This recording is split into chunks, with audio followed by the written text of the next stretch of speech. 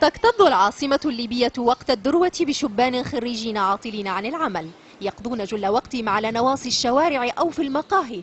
44 ألف متخرج من الجامعات سنويا بلا وظيفة، منهم هشام القاضي الذي تقدم بمشروع للخدمات النفطية يناسب تخصصه العلمي منذ عام 2009 ولا يزال في انتظار الرد. احنا قاعدين لحد الآن بين صندوق الأضرار ومصروف الجمهورية والبرنامج الوطني.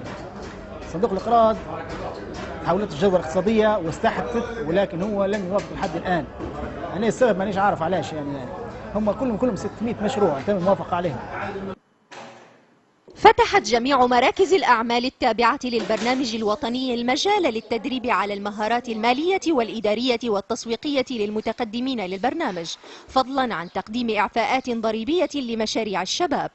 البرنامج الوطني للمشروعات الصغرى والمتوسطة اللي استقبل أكثر من 14,000 طلب بعد المفاضلة بيناتهم بين الناس المتقدمين للتدريب ولتجهيز دراسات الجدوى الخاصة بهم. 2500 شاب تم تدريبهم. الحلقة المفقودة من أجل الحصول على التمويل تكمن في الضمانات المصرفية المطلوبة، والتي يصفها المتقدمون لهذه المشروعات بالتعجيزية.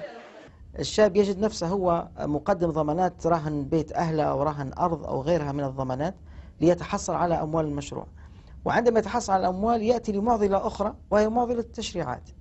يقول الاقتصاديون إن قيمة المشروعات الصغرى والمتوسطة لا تتجاوز 5% من ميزانية الدولة، وهي قيمة بسيطة مقارنة بالدول النامية الأخرى.